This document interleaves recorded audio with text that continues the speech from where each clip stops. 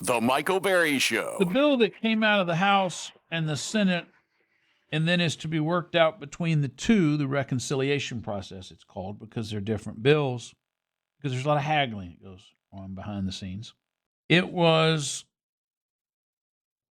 at Trump's direction, and he still has control over the Republicans in the House and the Senate, at least enough control to get what he wants done, which is why the day before July 4th, as we expected at the last minute, a bill was passed.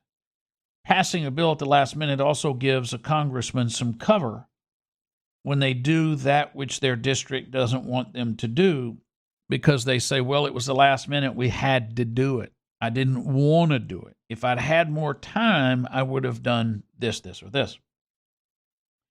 But that bill passing, it was important to Trump to get enough of what he wanted that he understood by strategy. This is his second term, not his first. Makes a big difference. He understood he needed everything in what we used to call an omnibus bill. You've got to get everything into one bill, because if you start trying to get one thing here and one thing there, you will get picked apart. So in order to get what Bob wants, you get Bob to vote for something that Sam wants. And in order to get Jane what she wants, she has to vote for what Bob and Sam want, even though those are two things she wouldn't otherwise vote for. That's how you get a good deal. You have to give enough people enough things. That's how they got Lisa Murkowski from Alaska to vote for this, which they desperately needed, is they gave her some goodies for Alaska at the last minute to cut a deal. And, of course, she did. We haven't really talked about what's in it, but it's going to have a huge impact on every single person that files taxes. I mean, that's just the reality. The good news is I don't think it's going to be a huge change for most people. There are some things funded in the bill, like ICE, at a level we've never seen, more than I think all militaries except for two. But I wanted to talk about how this affects you and your businesses. So I have talked to my CPAs at Desroches Partners throughout this process, and I've been tracking with them various elements in there, not so much as it affects me, but as it affects business owners, small and medium-sized business owners out there where this is going to hit the most. I have asked Aaron McPhee with Desroches Partners to join us, and he's our guest. Welcome. Hey, Michael. How are you? Good. So, Aaron, my understanding is, and that's from a lot of cursory reading, I did go to the Tax Foundation this morning and look at their final kind of cut at this, swipe at this. And my understanding is you would say to most middle-income earners and small business owners, by and large, there's nothing dramatic in this bill. Can we start with that? Yeah, I would agree. A lot of this is aimed at middle income. It's extending a lot of the things that happened in 2017 that we have been following for the last number of years. And so not a whole lot of changes. A lot of it's being extended, and most time through 2029. And that's important for people to understand, because what many did not realize is the tax cuts that Trump put into place in 2017 were both very popular and very effective. They spurred an economy that in January of 2020 we were really seeing accelerated and on fire. Those tax cuts were set to expire. So the big victory of the One Big Beautiful Bill was to extend those tax cuts. That's hard for people to get excited about, but realizing what you were about to lose is, and maybe I think Republicans didn't do a good job of explaining that. Right, that is correct. Tax rates were about to go back up. The highest rate was at 37.6%. So keeping it at 35 at the top rate, also all the lower rates are staying where they are. So that's going to have a big impact, I think, on individuals versus what could have happened. Let's talk about some of those provisions and how you expect to guide your business owner clients and high net worth individual clients. Aaron McPhee is our guest. We start with the estate planning And that's sort of, one of the things I read from folks who have reviewed this that I respect, who are more tax scholars and tax experts, and talking to you folks, is that the good news is this provides a degree of stability. But when we talk about folks planning their estate and what they're going to pass to their kids, talk a little bit about the minor change in that. Yeah, so they essentially set the estate threshold, your lifetime exemption that you get, where it currently is, and they've indexed it to inflation, whereas it was set to revert back to pre-2017 thresholds. Of course, time value of money, things are more expensive now. It didn't make sense to go back to that threshold, so they decided to go ahead and bump it back to where it was and keep it at a permanent level there. When you look, let me ask you a more open-ended question, and I guess we'll have to wait until. No, I got time. If you're calling a business owner of a mid-sized business or a high net worth individual, let's start with a mid-sized business, and you say, here's one thing in this bill that I think you're really going to like, what would that be? I think the bonus depreciation going back to 100% is huge for business owners. That's probably the key thing I would think that they would be interested in, because it was set to be at 40% for 2025. So you spend $1 today, you don't get to deduct all of it in the year that you spend the money. You have to spread it out over a number of years. And so bringing back that bonus depreciation is key, I think. It also should spur a lot of economic activity because everybody's looking at the here and now, right?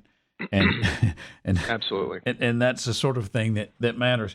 We talk a lot about the SALT cap, the state and local tax deduction, and that has a lot to do with high tax states like California and low tax states like Florida and Texas. Where does that end up?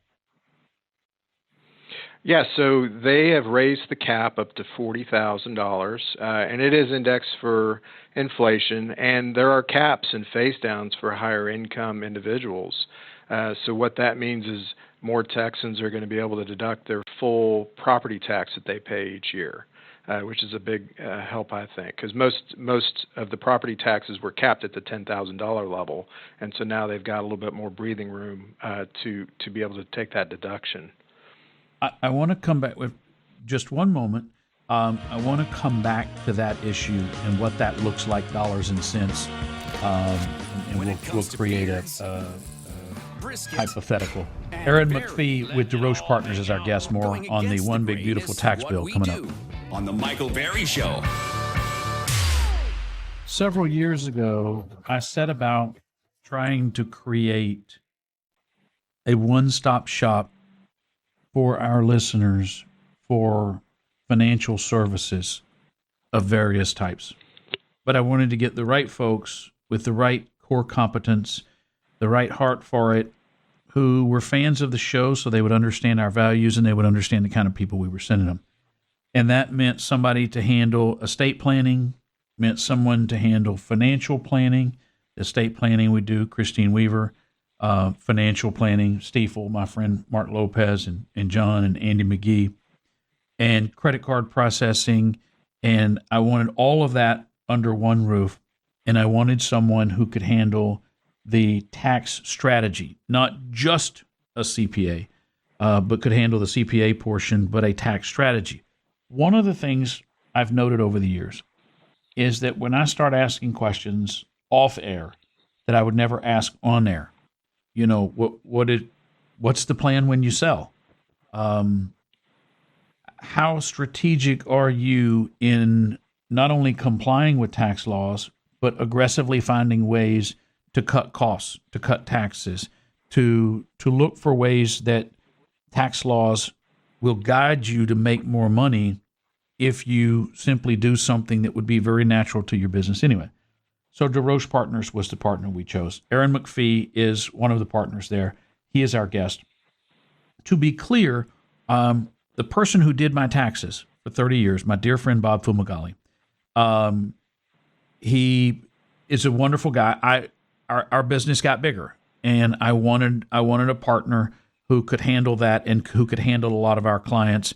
And he tends to do more individual returns. So I still send people, if you just have a basic income tax return, I still send them there. For our folks who run businesses or who are high net worth individuals, our partner for that is Desroches Partners. That's their expertise. It would be overkill for them to handle the average plant worker. I wouldn't tell you to do that. But we have a lot of folks out there that run businesses that are growing or that they're looking to sell. And Desroches Partners is for that. I say all that just so you understand where I am in all this. Aaron McPhee is our guest, Desroches Partners. Aaron, I'm just going to read you a couple of headlines. When you Google small business owner and small business, it's one of those things like the middle class. There are a lot of people who consider themselves a small business owner, and they're way bigger than a small business owner. The SBA makes loans to folks that aren't really a small business owner, but how businesses and manufacturers will benefit from OBB. Here's who stands to gain. Let me see. Senate's Big Beautiful Bill is a disaster for small business. One big beautiful bill simplified, permanent relief for small businesses. When you were kind of passing judgment on the One Big Beautiful Bill as relates to small business owners, let's forget what it does to the deficit. Let's forget what it does to everything else, even the individual taxpayer. Let's talk about the small business owner. And does he win or lose from this, and how?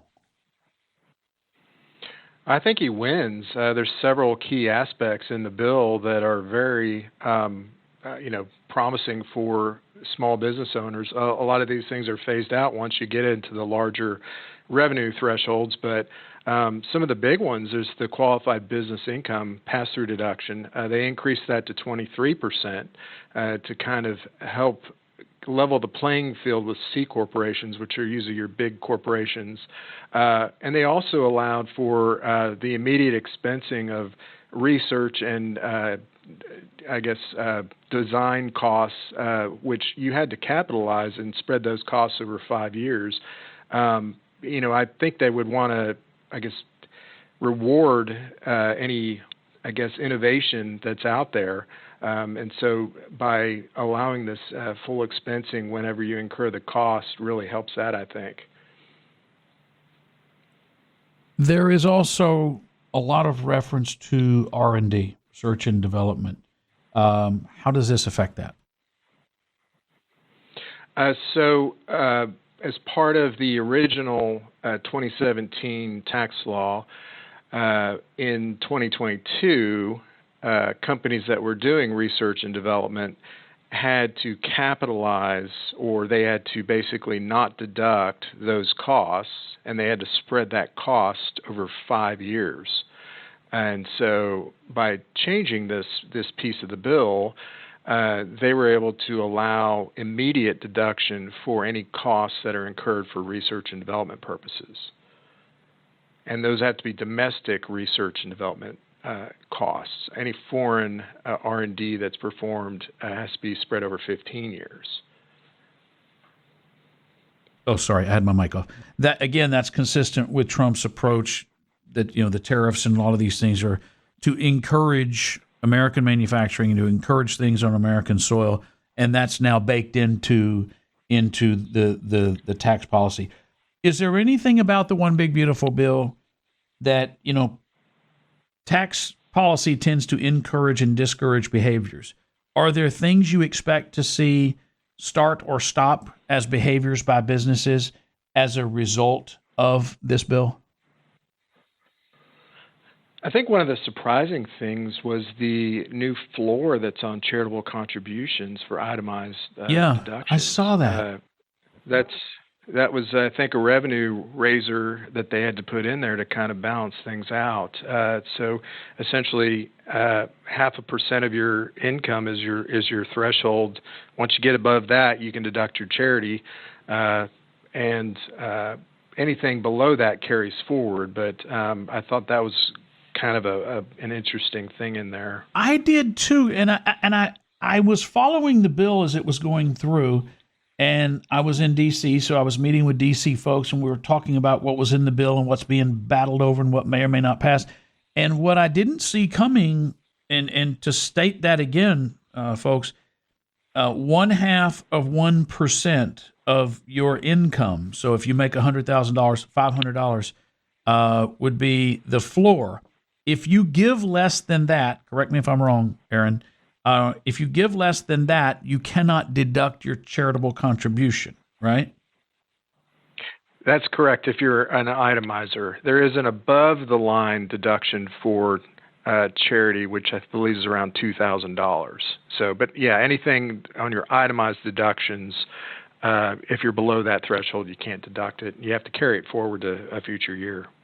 I want to talk about that in a moment. But Aaron, I read on the itemizers that with this standard deduction, they have reduced, and I'm going to get the number wrong, but I want to say from 40 down to 30, and now only 10% of filers itemized. Does that sound right? People have really gotten away from that? That definitely could be because the standard deduction is so high, especially for married couples filing jointly. All right, hold with me for just a moment. Aaron McPhee is our guest, Desroches Partners CPA Strategy. Start here. That our country is failing you today. Invest in Kleenex, ladies and gentlemen. And this is The Michael Berry Show.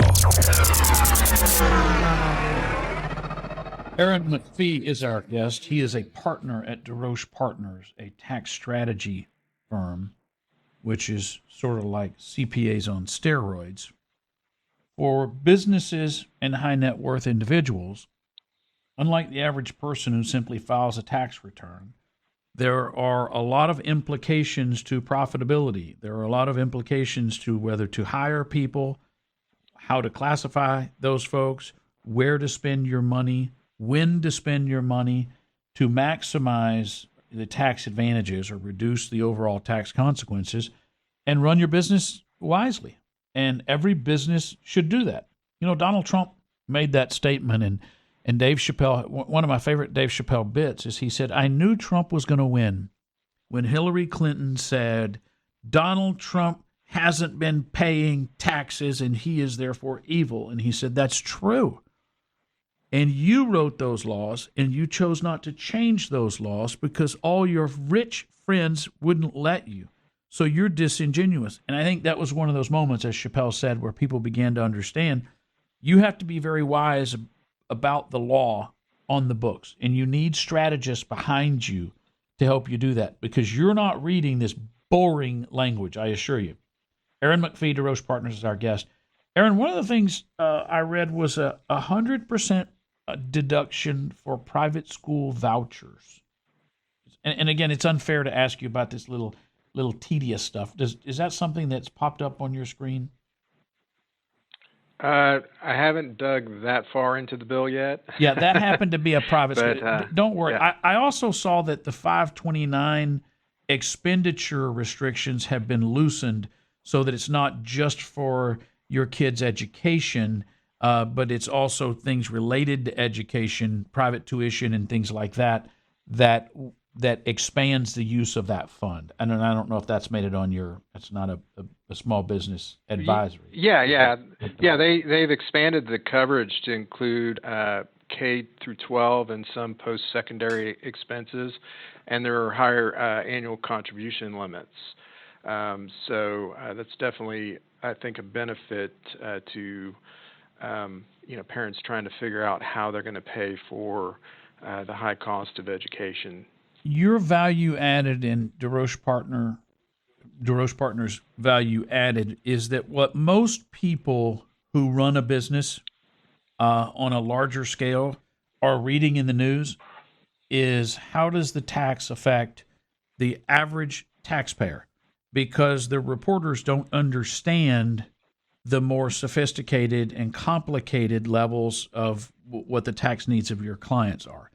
For those folks, what would you say generally when they're asking you, hey, how does this affect my business or high net worth individuals, my estate, my family fund? What do you say to those people? What are the highlights?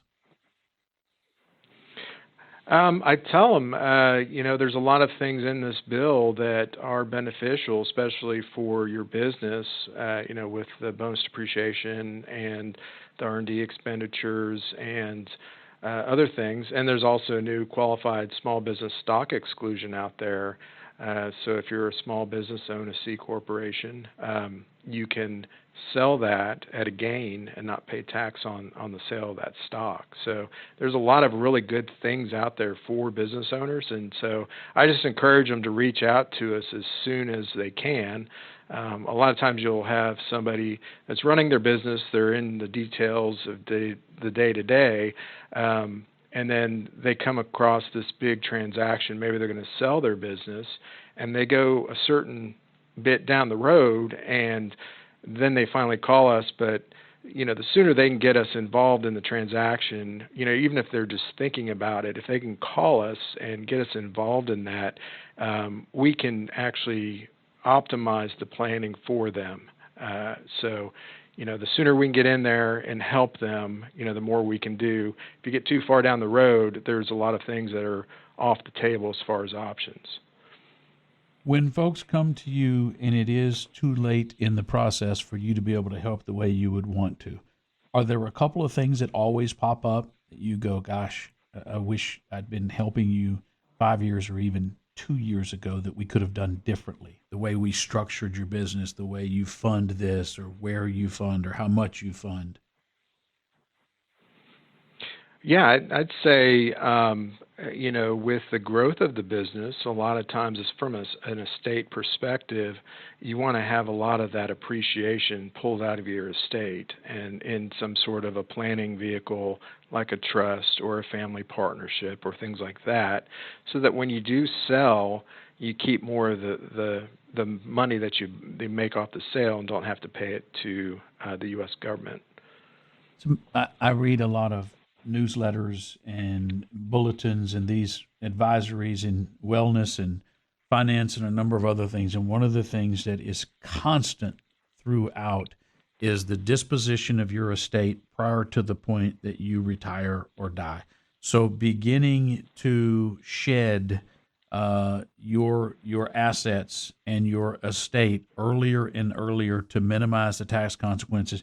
And it's one of those things that I don't think most people, the average person, the average business owner, I don't think they think on those terms. I think they rush to the finish line of getting the business up and selling it and maximizing the money, but you don't realize how much you lost in the process by not beginning the shedding process earlier.